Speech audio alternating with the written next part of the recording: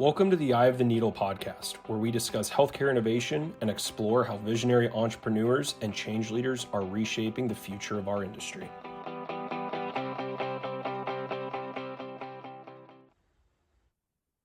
Welcome to the Eye of the Needle podcast. I'm your host, Pam Arlotto. In our last episode with our guest, Brendan Keeler, we explored what it takes to thrive in an Epic-dominated marketplace. This is important if you're a startup, if you're a large company with a healthcare vertical, or if you're a healthcare leader with an initiative that requires data and technology. We talked about how to succeed in a landscape dominated by this 10,000-pound gorilla. This conversation struck a nerve. That episode had the most views we've ever seen on this show, and it told me something very important. Our industry is ready to move. So today, based on several of your requests, we're going to go deeper. Often with our clients, they come to us and they've got a good strategy, but they're really looking for a great strategy. How do they grow? How do they scale? And how do they deal with the changing ecosystem that is healthcare? So we're going to explore what 10x value really means, and also talk about why so many organizations are stuck. We're going to talk about what it takes to shift from incremental to transformative and innovative value. If you're a healthcare leader, this episode is for you if you're driving change in our industry. So if you're tired of pilots that go nowhere, dashboards that don't drive decisions, and systems designed for yesterday's problems, let's dig in. So in episode 1, we talked about the innovation framework 1.0, 2.0, 3.0, and 4.0. And we discussed that journey to high-value healthcare. If you remember, 1.0 is about building systems of records. We really started that during the meaningful use age. We were digitizing and documenting. 2.0 is about building new capabilities or systems of insight. We learn to analyze and create new reports. However, most of those reports are still static dashboards. 3.0, we're building systems of engagement, so we're connecting, coordinating, and managing care across a network of providers. And then in 4.0, we're building systems of innovation so that we can predict, personalize, and ultimately transform the way this industry works. Most organizations, however, are stuck at 2.0. That's the systems of insight. They've digitized, they've got dashboards, they're working so diligently on optimizing their EHRs. They've got quality measures, many are ECQMs, so they're automated quality measurement processes.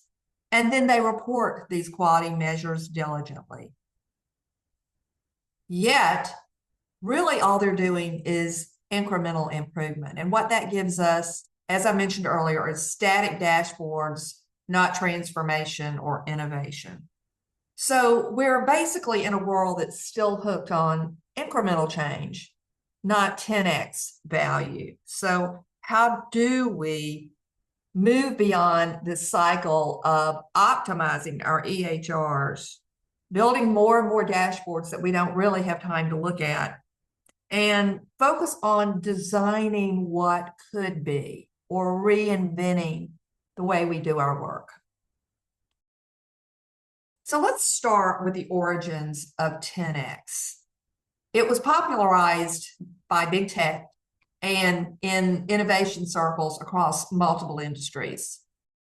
10x is adopted by leaders who challenge that we're going to incrementalize or Lean Six Sigma our way into significantly lower costs, higher quality, improved satisfaction of our customers and our employees. And in healthcare, what it really does is signal a shift from 1.0 and 2.0, which are very much compliance driven, kind of that check the box mentality, to person-centered transformation and innovation. So let's define that a little bit further.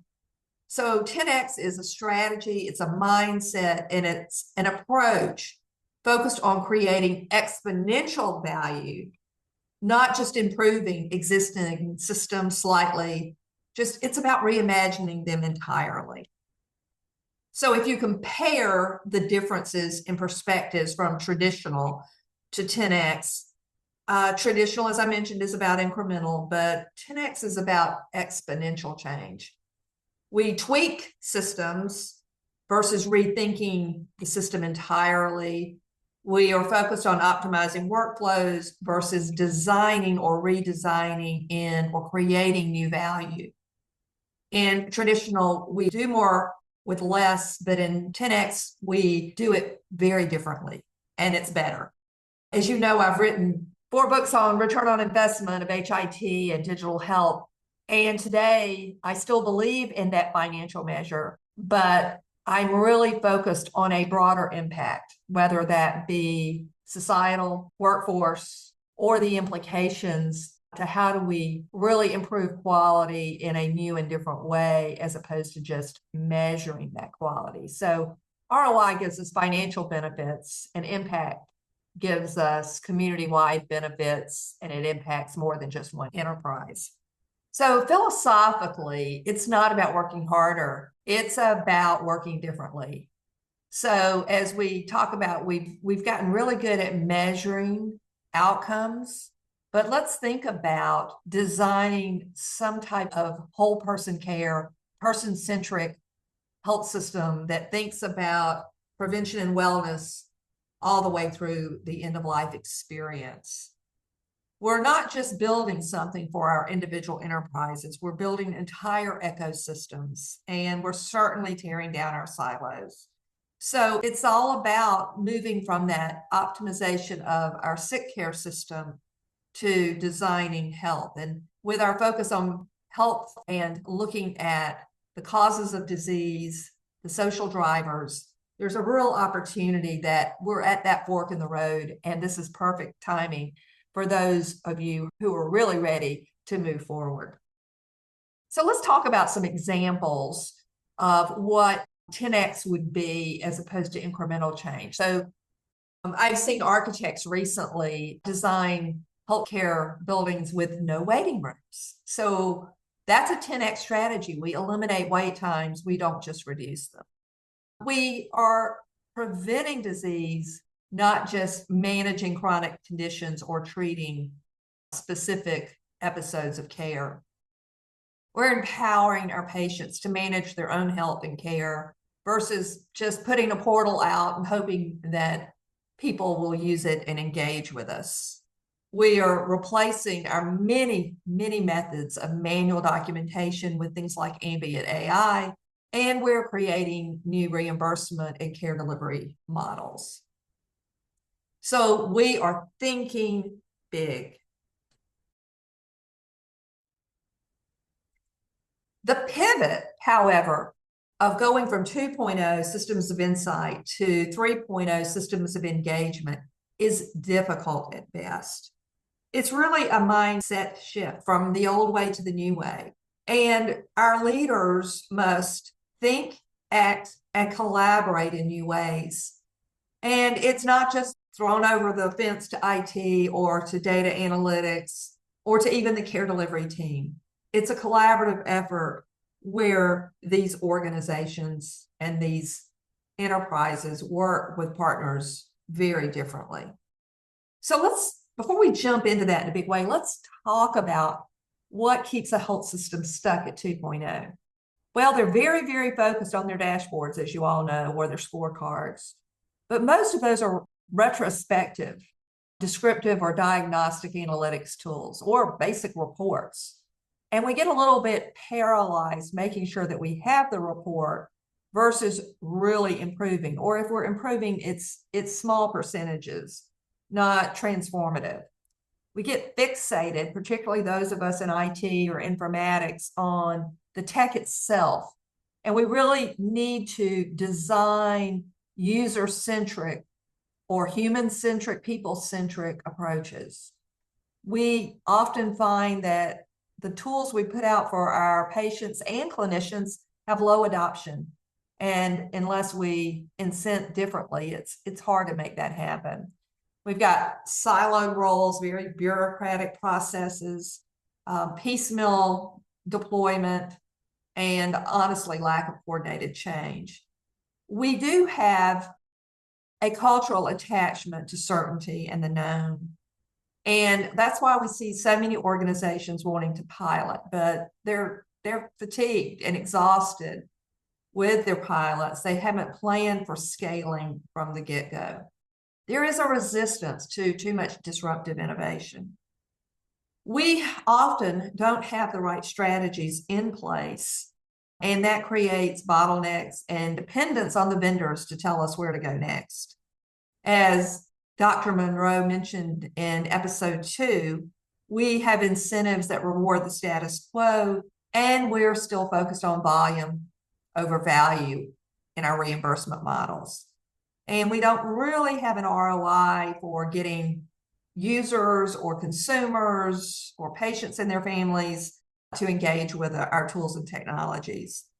And the leadership vision, we talk about a lot of these terms, but we really don't have a holistic approach to transforming it. And often you'll find an executive that has the title Chief Transformation Officer, Chief Innovation Officer, Chief Digital Health Officer, and those are still very much siloed roles. And if you remember, 2.0, we were building new capabilities. That's the analytics tools, our early value-based care contracts. We were rolling out insight-driven decision-making to our leadership. But as I mentioned, what made us successful in 1.0 and 2.0 is not what's going to make us successful in 3.0 and 4.0. In fact, there are many, many areas that keep us anchored to 2.0. 3.0 is where we're designing anytime, anywhere care. We're seeing a convergence of providers and payers. Many health systems that have health plans are beginning to look at how do they integrate the way they work with their reimbursement contracts. We're still working on interoperability years later, and while we've solved it from a technical standpoint, we haven't really solved it from a semantic, process, or organizational standpoint. We collaborate, but we're still, for the most part, enterprise focused as opposed to community or ecosystem focused. And we are still focused on measuring quality, ROI, et cetera, at a tactical level versus a broader measurement and management of value across our strategic effort and our partners. So we've identified 5 mindset shifts that are critical to this pivot between 2.0 and 3.0 to get that 10x value. Instead of reporting on those static dashboards, we need real-time engagement. We need to not just analyze data, but we need to use real-time data to guide our decision-making in the moment. We've got to move from technology first to people first and start with our user needs, not just the technology requirements, and getting the users to learn and optimize their workflow. We need to get them to think about how to use it differently. Kind of like how we all use our cell phones today. We would have never predicted that 10 plus years ago. We need to think differently. We're not just managing projects. We need intentional plans to scale it, almost a product management perspective where we have a new strategy, a new offering, and how do we know of going from the initial value proposition to fully rolled out across the enterprise, the network, the ecosystem. We in healthcare are very efficiency focused, and we will manage the nit out of an FTE down to the 0.2, 0.3, half FTE level and bargain with other departments. I'll give you this FTE if you'll give me that. But what we've got to really do is prioritize experience. Make sure that our different groups trust each other, that our systems are usable, and that we have strong relationships across internal functions and departments as well as external partners. And that will help us move from siloed, fragmented care delivery to shared value where we engage the entire ecosystem. Some examples of what that really looks like is in 2.0 thinking. As I mentioned, we're looking at retrospectively what happened with our data, and the data tells us what we did. We need to move to that. Data is going to be real time, and we will act in real time as we get that data on an ongoing basis. And rather than building better scorecards and static reports, let's design that experience and what it really ultimately should be, where it's frictionless, seamless. Analytics will become more than our dashboards. And as we incorporate AI, it will support our engagement, it'll support decisions in real time, and help us change our behaviors. In the past, success was about compliance and our quality scores. And in the future, it's going to be about activating, not just engaging, but getting that patient or consumer involved in their own care, in prevention and wellness activities, coordinating care across multiple networks and enterprises and communities, and then driving impactful outcomes that matter, not just financial results and return on investment. So today we think about optimizing workflows, and in the future, and those workflows are the way we've always worked. We're just trying to optimize the way the technology interacts with those workflows.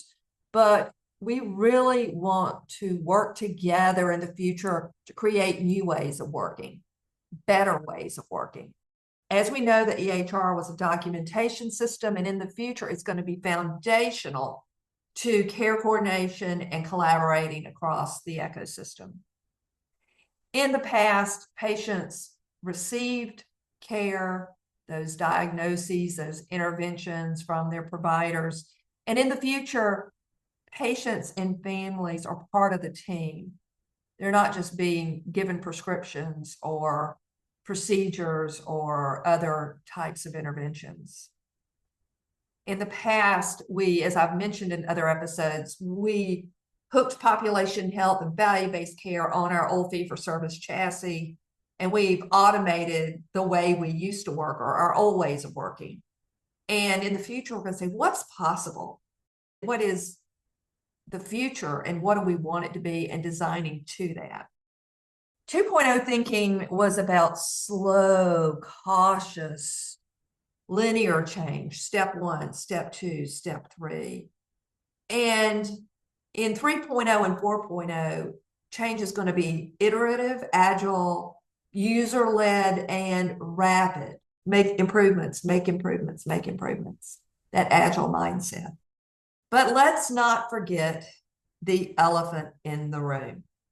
So let's look at the investment that most organizations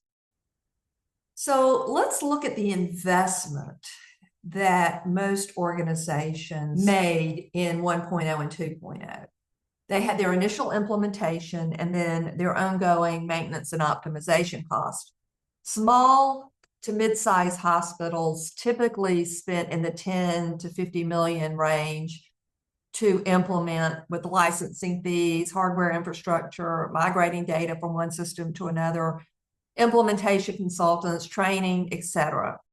Large health systems, particularly those that had multiple instances of the Epics or or Oracles of the world and needed to go on one instance, or had multiple vendor systems in multi-hospital and now multi-geographies, we're in the 100 to 700 plus million range just to implement these systems. The ongoing annual cost are generally about 3 to 5% of the operating budget of the organization. And that works out somewhere between 5 million and 50 plus million a year, depending on the system size. And this would include upgrades, the optimization of the workflow, new modules, analytics and reporting tools, IT staff, informatics teams, and kind of the retraining of the clinicians and trying to manage the burnout that many have felt during this period. One of the biggest challenges with 1.0, 2.0 design is it still depends significantly on the user to do the work, to have their pajama time at night where they're doing their documentation, where they're reviewing the workload and moving referrals around. So still these systems, even though they've automated our work, they're still very dependent on our workforce.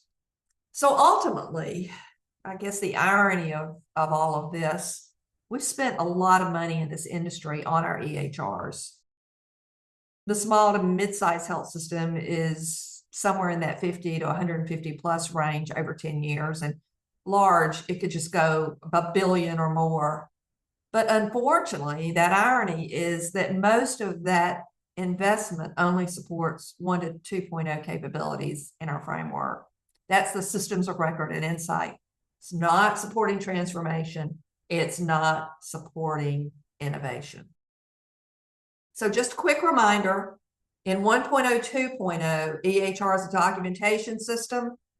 3.0 to 4.0, it is a platform to connect and coordinate care, partner with others across the ecosystem. That could be CBOs out in the community, it could be payers, it could be the consumer. And ultimately, we talk a lot about being able to personalize care, predict what's going to happen, and then use that information to create new value. And so the EHR can become that launch pad for 10X and impact, but we've got to do things differently and think differently in the future. So I'm not going to go through these in detail. I'm just going to kind of splash them up here. There are all types of new data and technology requirements for 3.0 and 4.0 that go beyond the EHR, that kind of marry with the EHR or build upon the foundational aspects of the EHR. But we need to have strategies, whether you're a vendor, whether you're a professional service firm helping out your clients, or the health systems and payers themselves, is what are these 6 components? I've got 4 on this page and 2 on the next, but we've got to have data liquidity and interoperability infrastructure in place. And if your data is trapped within a silo, within a department or an enterprise, you're not going to be able to engage properly or innovate if your data is trapped. We've got to have more than just basic analytics, which looks in the past. We've got to begin to have advanced analytics, an AI, and a predictive layer, and really become, as I mentioned earlier, real-time and proactive. We've got to build on our platform architecture that our EHRs give us. And while point solutions help us think differently and innovate, they really need to be built to engage with the EHRs and the rest of the ecosystems, not just implemented in one department, one pilot. How do you make them scalable, and how do you align them with our foundational EHRs? And we've got to reinvent the customer experience. Engagement starts when people want to use the tool. We lucked out during meaningful use when we incented adoption of EHRs. But now the EHRs are the way we do our work. We've got to move beyond that and create new intuitive ways of interacting and engaging the patients, the clinical teams, the financial teams, and all of those partners across the ecosystem. We hear a lot about the digital front door, and that is a critical strategy for most health systems today, where we're building out omni-channel delivery tools to really engage and activate our populations in new and different ways. We've got to begin to think about care delivery as a network and an ecosystem. No one organization can do this themselves. They don't have the money. They don't touch the patient across their whole experience. And they honestly could never build out all the capabilities required to care for people today. And then ultimately, our next generation infrastructure and governance. If you try to govern based on an approach built for 1.0 and 2.0 or compliance, you'll never be innovative enough to create new business models, new operating models, and new care delivery models. So this is a lot. Those 6 areas could take years to deploy. And what I encourage my clients to do, to begin to think about 10x value, once again, whether you're a vendor, whether you're a health system, whether you're a payer, etc., begin in a very focused manner on commitment to transformation and innovation. And rather than just optimizing systems, look at new ways to embrace design thinking, creation of new models, and co-creation of new value. Build cross-functional innovation teams. They know what needs to be done. Expose them to innovation strategies and models, and shift to this real-time value and predictive insights. Invest in open AIs and data liquidity, and begin to look at the incentives that you have control over, particularly those that impact engagement and outcomes. And most of all, when you make this commitment to innovation and transformation, have a future-focused vision. And remember that 10x starts when we stop tweaking or optimizing for the old way, and we start reinventing. So some of the challenges I'm going to give our audience: what mindset changes do you personally need to make, or does your organization need to make? And are you settling for 2.0 or 2.5? Maybe you're beginning to play into the 3, but you're still operating as if it was 1.0 or 2.0. And identify what your first step toward 10x value really is. So if this episode resonated, share your thoughts in YouTube in the comments section, or message me directly on LinkedIn. And I want you to pay attention, because our next episode is going to explore the role of health informatics in 10x value. And so if you know a CHIO, a CNIO, a CMIO, or other informatics professionals, encourage them to listen to this episode, particularly one or individuals, change leaders who are ready to stop optimizing and start innovating. I hope you can invite them to join us. So until next time, this is Pam Arlotto with the Eye of the Needle podcast.